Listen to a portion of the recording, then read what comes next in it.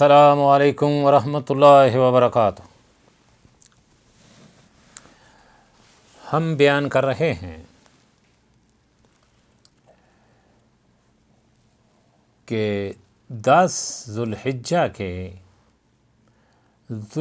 کے جو پہلے 10 دن ہیں ان کی فضیلت کیا ہے، ان کے فوائد کیا ہیں۔ یہ فائدہ نمبر 22 ہے۔ حدیث میں ہے کان ابن عمر و ابو ہریرہ رضی اللہ تعالی عنہما،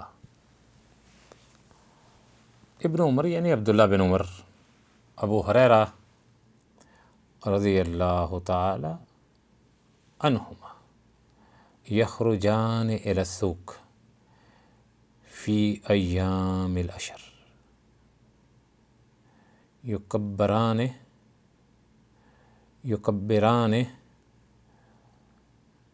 اور تکبیریں کہتے،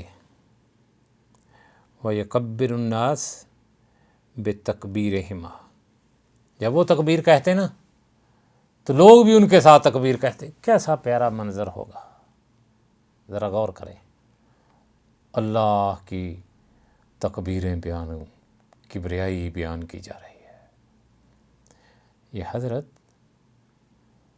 عبداللہ بن عمر اور حضرت ابو ہریرہ رضی اللہ تعالی عنہما کا عمل تھا ان دنوں میں۔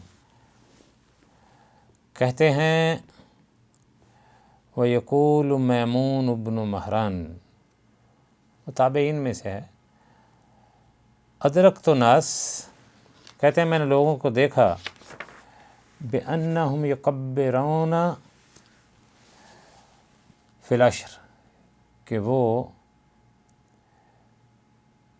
یکبرون فی العشر، میں نے لوگوں کو دیکھا کہ وہ آخری 10 دنوں میں اللہ کی تکبیریں بیان کرتے تھے، اور امواج کی طرح آواز آتی ان کی زیادہ تعداد کی وجہ سے، ادھر آواز اٹھ رہی ہے، بلند ہو رہی ہے، ادھر سے اٹھ رہی ہے۔ انہی ایام کی فضیلت میں یہ ہے کہ 23 نمبر کہ انسان تکبیریں کہے اور ان دنوں کو یاد کرے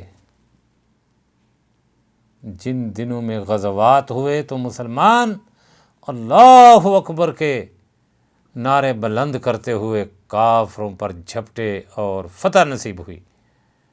مسلمانوں کو بھی یہ یقین محکم کے ساتھ تکبیریں کہنی چاہیے کہ ایک ہی صرف سپر پاور ہے اس دنیا میں، وہ اللہ رب العزت کی ذات ہے۔ اللہ اکبر کہہ کر، جب اللہ اکبر کہتے ہیں تو مراد اس سے کہ ایک ہی سپر پاور ہے، تو اس کا نام لیتے ہوئے یہ یقین کر کے، یقین کے ساتھ کہ وہ جس طرح اس نے ہمیں خیبر میں صرف اللہ اکبر کی وجہ سے فتح عطا کی، ہمیں فتح یاب کرے گا۔ تو اس لیے 24ویں نمبر پر ہے تکبیر کی، کہتے ہیں 2 قسمیں ہیں، مطلق و مقید۔ اما تکبیر مطلق، تکبیر مطلق کیا ہے کہ وہ سارے 10 دن تک تکبیر کہی جائے، اور ان کو آخر یوم من ایام تشریق، اور آخری دن ایام تشریق یعنی عید کے 3 دن بعد اس کو ختم کیا جائے۔ اور وَيَكُونُ فِي جَمِيعِ الْأَوْقَاتِ وَالْأَحْوَالِ وَالْأَمَاكِنِ، ہر جگہ پر ہر وقت کہی جائے، اور اس کو آواز بلند کے ساتھ بھی پکارا جائے تو ٹھیک ہے۔ 25ویں نمبر پر ہے التکبیر المقید، وہ کیا ہے؟ بے ادبار الصلوات المکتوبہ، وہ ہر نماز کے بعد، فرضی نمازوں کے بعد کہی جائے۔ یہ وہ لوگ جو حج پر نہیں گئے۔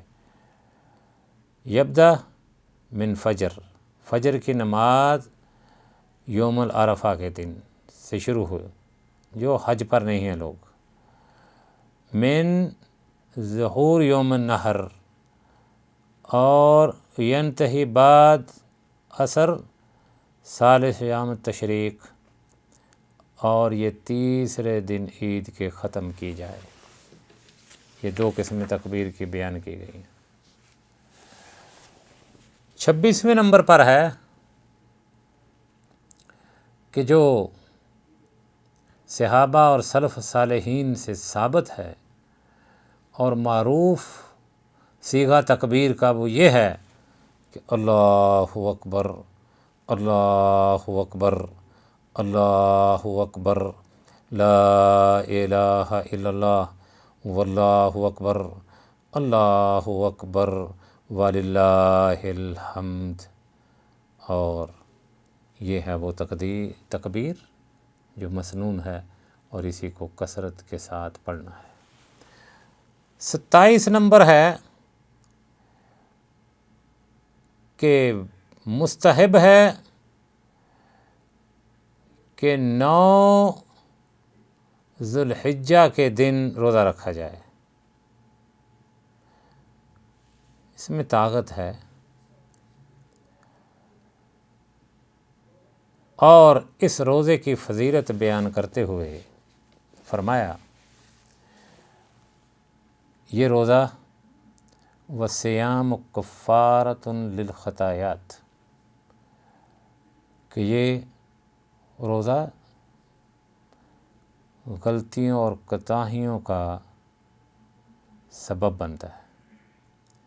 ویسے سیام جو ہے، روزہ رکھنا غلطیوں اور کوتاہیوں کا سبب بنتا ہے، اور فرمایا اللہ کے نبی صلی اللہ علیہ وسلم نے، وَمَنْ صَامَ يَوْمًا فِي سَبِيلِ اللَّهِ، جس نے روزہ رکھا اللہ کی رضا کے لیے، بعد اللہ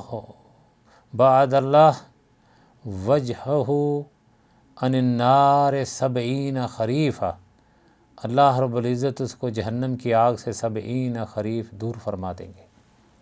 یہ روزے کی عام فضیلت ہے کہ روزے سے غلطیاں کوتاہیاں معاف ہوتی ہیں، وَجُنَّةٌ مِّنَ النَّارِ، اور وہ ڈھال ہے جہنم سے، وَجُنَّةٌ مِّنَ النَّارِ، وَالسَّیِّئَاتِ، اور انسان اس میں گناہوں سے بھی بچتا ہے۔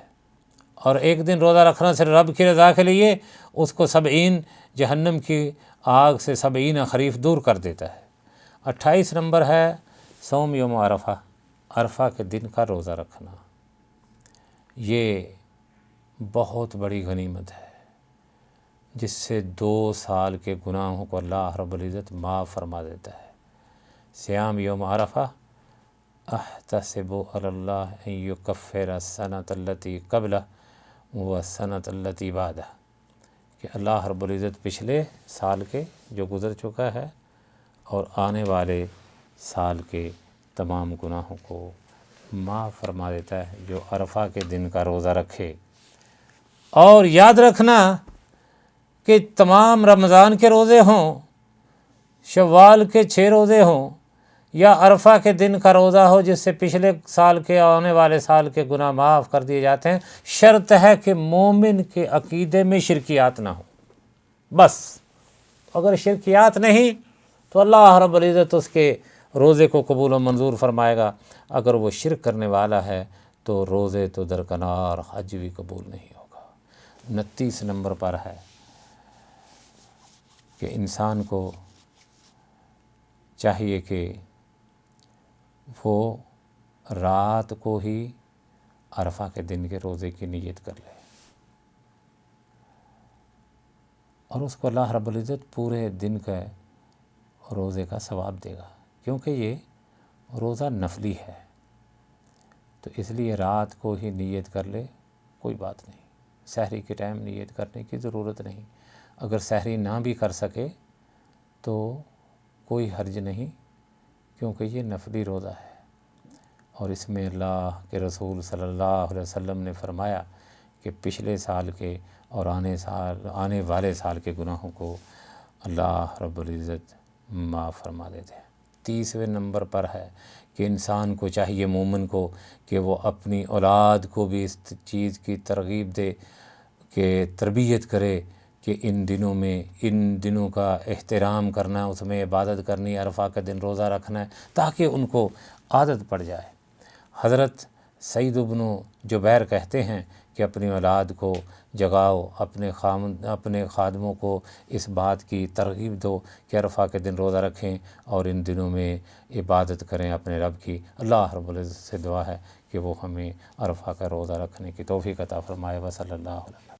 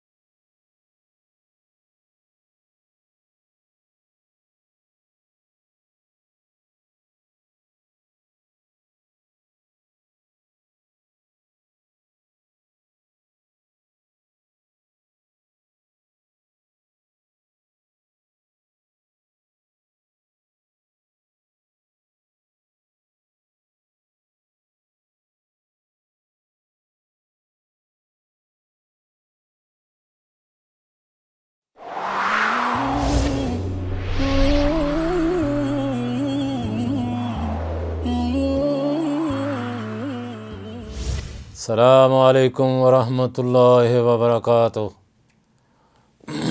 الحمدللہ الذی ہدانا لہذا وما کنا لنہتدی لولا ان ہدانا اللہ۔ یہ قرآن کی آیت ہے۔ میں پسند کرتا ہوں کہ اس کو اپنی گزارشات کرنے سے پہلے پڑھوں۔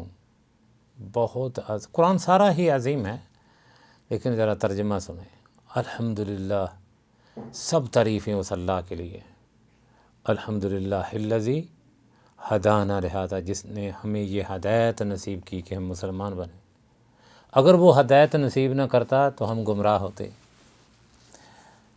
ہم کیونکہ ذوالحجہ کے پہلے 10 دنوں کے فوائد، فضائل بیان کر رہے ہیں، اس میں 31واں نمبر یہ ہے کہ انسان کو عرفہ کے دن اتنی خشوع سے دعا کرنی چاہیے، اتنی امیدوں سے اپنے رب سے مانگنا چاہیے، اتنی امیدوں سے اپنے رب سے گناہوں کی معافی طلب کرے کہ جس وقت عرفہ کا دن غروب ہو جائے، اس کے گناہ ختم ہو جائیں، اس کی دعاؤں کو شرف قبولیت بخشا جائے۔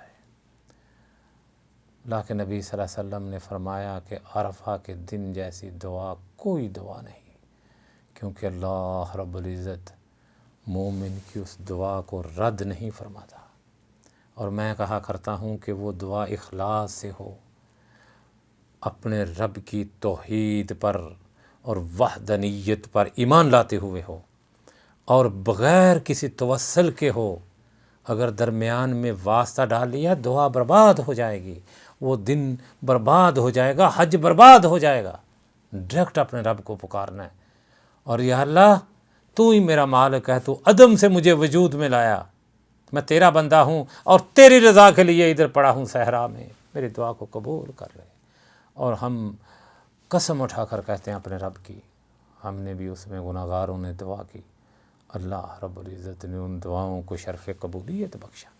ہم تو گناہگار ہیں، جب میرے آقا نے فرما دیا کہ عرفہ کے دن جیسی دعا نہیں ہے، تو پھر اس میں شک کیا رہا۔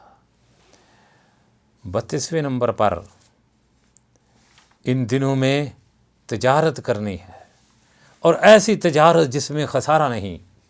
وہ تجارت کیا ہے؟ کہ اپنے مالک سے مانگنا ہے، اپنے مالک کی تعریفیں کرنی ہے، ان 10 دنوں میں کوشش ہو کہ قرآن ختم ہو جائے اور قرآن پر غور و فکر ہو، کیونکہ اللہ رب العزت ایک حرف کے بدلے 10 نیکیاں دیتے ہیں۔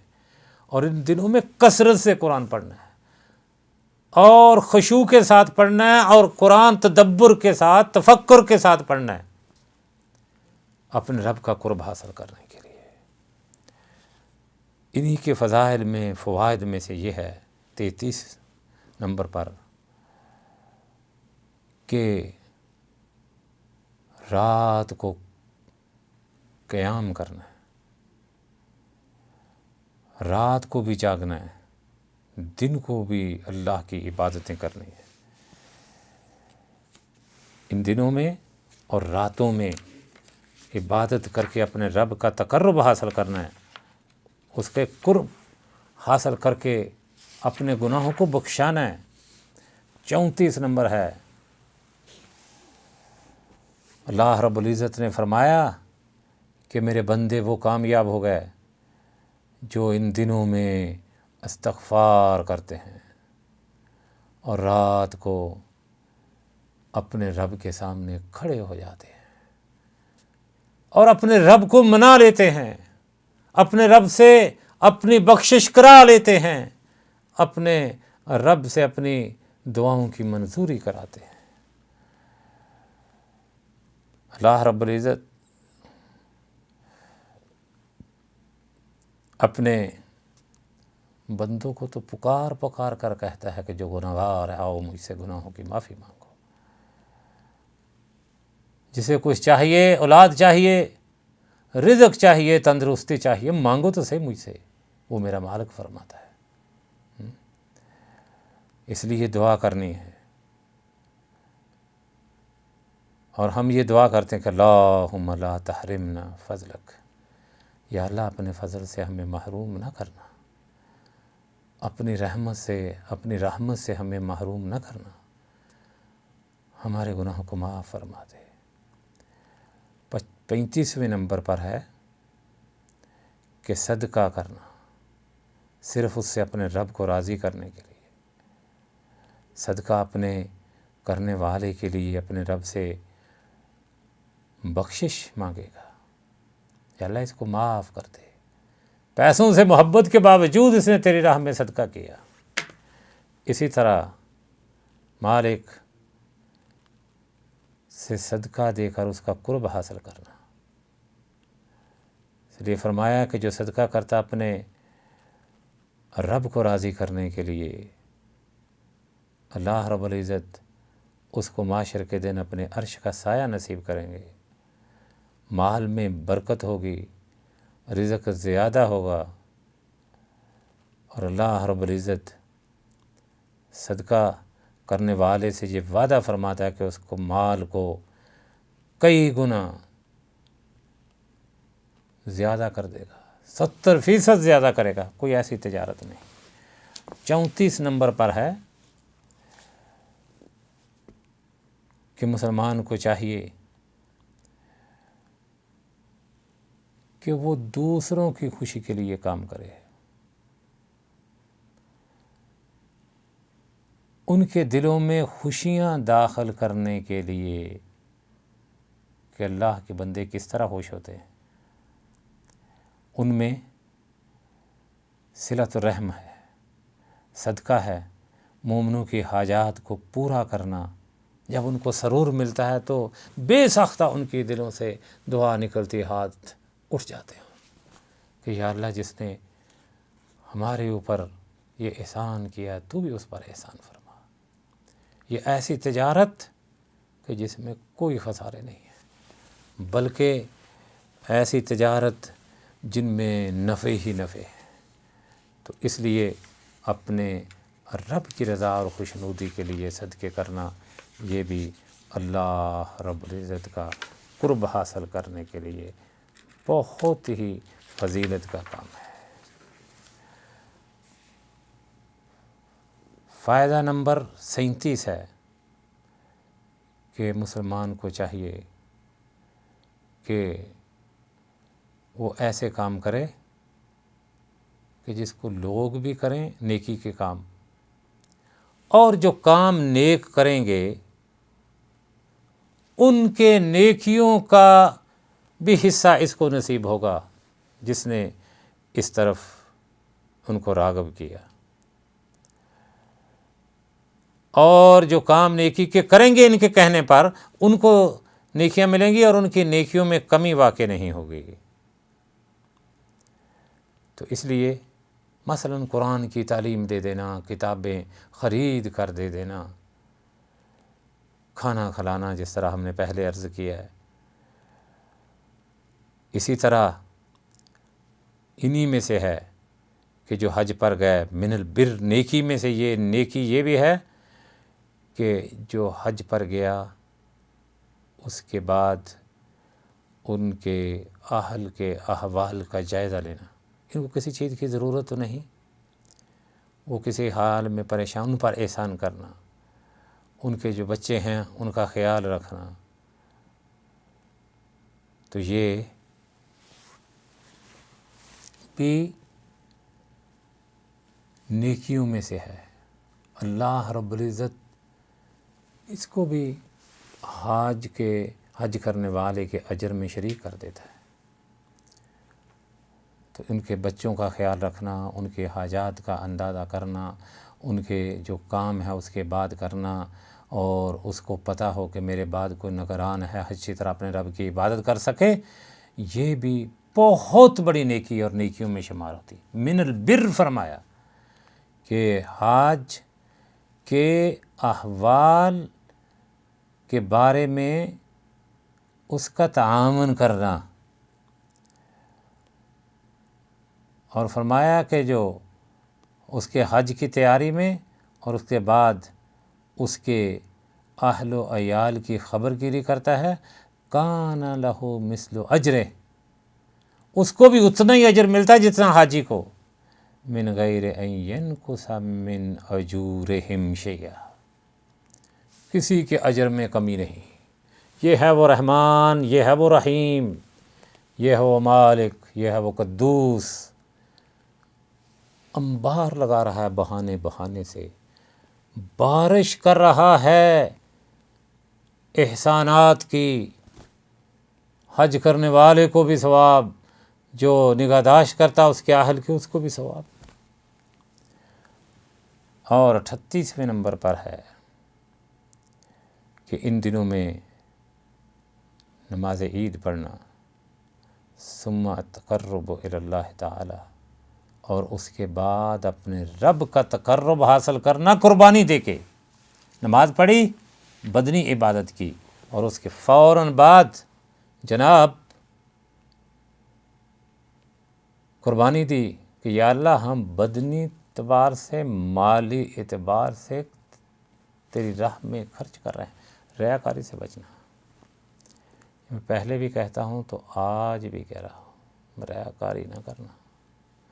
حج کرنے کے بعد اپنے ساتھ حاجی نہ لکھنا، قربانی کو لے کر گلی گلی محلے محلے نہ گھومنا، اور قربانی کی تصویریں اپنے قریبیوں کو نہ ارسال کرنا۔ اللہ سے ڈر جاؤ، حیا کرو کچھ، کہ میں 5 قربانیاں کر رہا ہوں، میں 6 کر رہا ہوں، ضائع ہو جائیں گے اجر۔ تو اس لیے ریاکاری سے بچنا۔ اللہم صلی علی محمد وعلی آلہ۔